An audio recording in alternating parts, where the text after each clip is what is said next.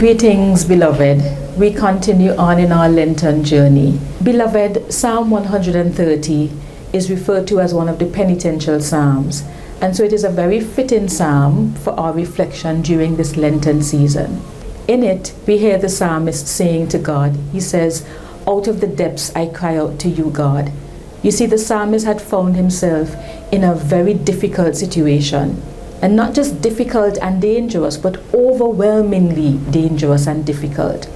And so he said, God, it is deep, it is out of the depths. And so, beloved, I'm sure that the psalmist is not unique in that experience. For I have found myself time and again in deep difficulty. And it is from that place that I cried out to God. You see, the psalmist humbled himself in saying that, God, I need you. I can't run, I can't hide anymore, I can't try to come up with my own solutions. And so it is from the mess that I found myself in that I'm crying out to you. We don't know if the situation is one that he caused or one that was caused by outside influences or interference. But what we do know is that he was in a difficult spot. He cried out to God and he said, God, hear my voice. He said he was confident that God heard his voice. And beloved, there's beautiful news. God not only knows the sound of your voice, he understands your tears, the language of tears. God knows the sound of your sighs and groanings. That even when you have no words to speak, God understands the sound of your pain. And the psalmist says, Lord, hear my voice. And he says, God, if you should mark iniquities, you know we can't come to you. No one would be able to stand before you. And so he says, God, I come to you not as righteous, but as sinful, in need of your help. Beloved, that's how we come to God every single day. For all our righteousness is as filthy rags. We can never do anything that would amount to the holiness, the holy standard of God. But the psalmist says, God, there is forgiveness with you. In other words, God, you are a merciful God. And so I come to you confessing, admitting that I am a sinner, that I am in need of your help, of your cleansing.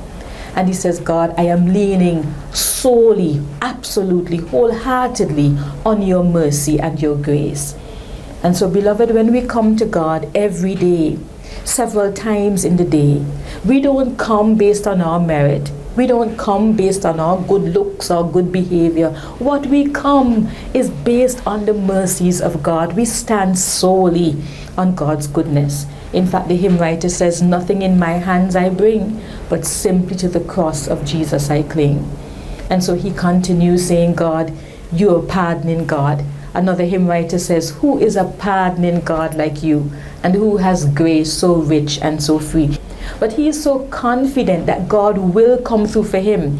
He puts it this way. He says, God, I wait on you more than those who watch for the morning. Now, many of us, we might not have been in a security guard position, but we might know some persons who work those jobs.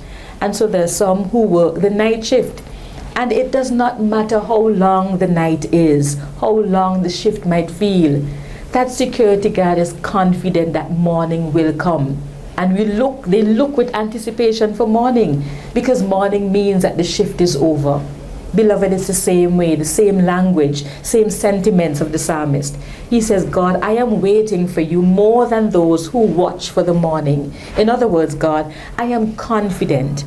It does not matter how long this difficulty lasts. I know that morning will come. I know that you will come and you will deliver, you will answer, you will rescue me. I don't know what situation you found yourself in this morning, but I know that it could be difficult.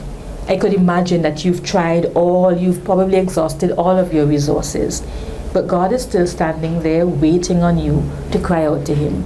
He's not asking you to fix it, to get it together and then come to him, to try to do some of the work, but God says, cry out to me from where you are, just as you are. You don't have to do a thing. He says to cry out to him. Yes, the night might seem long, but your morning will come.